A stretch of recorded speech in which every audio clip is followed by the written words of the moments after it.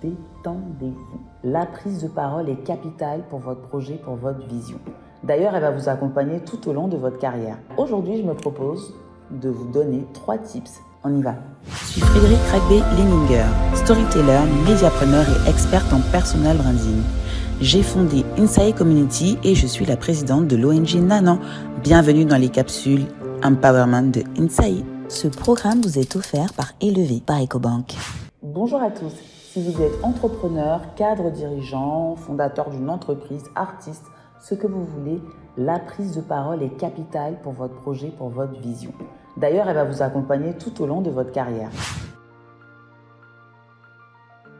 Aujourd'hui, je me propose de vous donner 3 tips de la prise de parole en public et ce qui va vous permettre à vous déjà d'aligner ces 3 tips. Pour ceux qui connaissent déjà, vous allez pouvoir structurer, renforcer votre prise de parole et pour les personnes qui désiraient vraiment, vous allez pouvoir enfin vous lancer. On y va. Premier point, on va commencer par le point 1. Apprendre à connaître son auditoire à l'avance. C'est vrai que dès qu'on a la prise de parole en public, on a nos peurs et on est très focalisé sur nous-mêmes. On est focalisé sur nos peurs, notre posture, est-ce qu'on maîtrise notre sujet, les mots. Eh bien, il faut faire tout le contraire.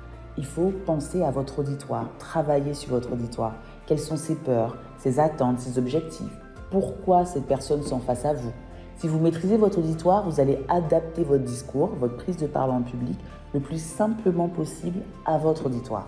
Cela va vous permettre de tout de suite les impliquer dans le discours et ils vont se sentir concernés parce qu'après tout, si vous prenez la parole en public, c'est pour eux. Donc, vous l'aurez compris, la préparation est la clé de notre premier point. On passe au point 2.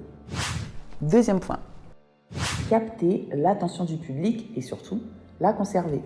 Alors, si vous n'avez pas regardé la capsule précédente qui est Personal Branding, je vous invite à la regarder maintenant parce que je parlais justement de communication et des 3 différentes formes de communication. Quand vous avez un discours, on a 7% de la communication verbale qui est retenue par votre auditoire. Et ouais, ce que vous dites, eh bien, il n'y a que 7% qui est retenu. Ensuite, on a 38% de la communication paraverbale. Je veux parler là de l'intonation de la voix, du volume de la voix et du rythme de votre voix. 38%. On a enfin 55% de la communication non verbale. Je veux parler des gestes, je veux parler de votre posture, je veux parler de votre respiration. Donc, la communication non verbale est la clé pour capter l'attention dès le départ quand vous parlez à votre public. Quand je fais des gestes, là maintenant, vous sentez à chaque mouvement que je suis sur un sujet plus important, plus poignant, je vous emmène avec mes gestes, ou alors quand j'ai plus de retenue, plus de douceur, plus de rondeur, vous savez que le sujet est beaucoup plus vaste, beaucoup plus lent. Ainsi, dès que vous avez retenu l'attention du public, et bien maintenant il va falloir conserver cette attention. Et c'est là que vous devez jouer avec votre auditoire, poser des questions, les relancer, voir si tout le monde suit.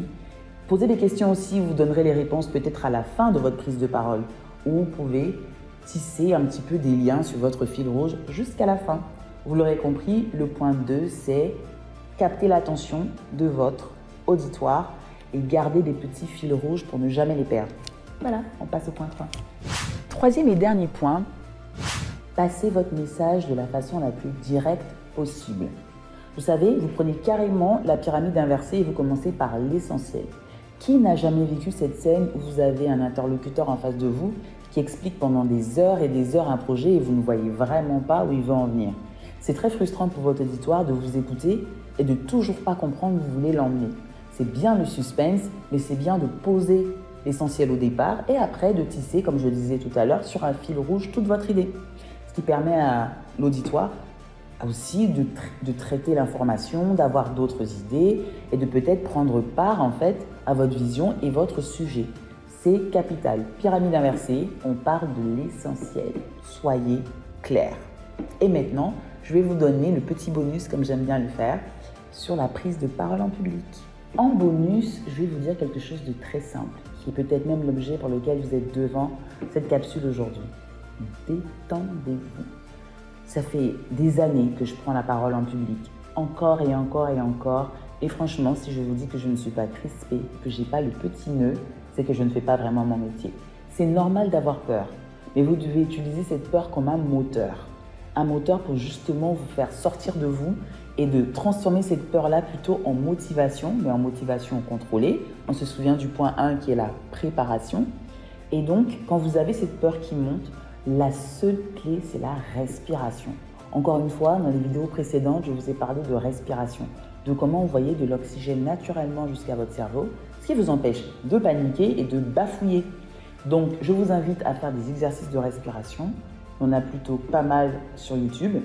Il s'agit juste d'inspirer, d'expirer. Vous pouvez le faire 3 fois, de façon d'être consciente.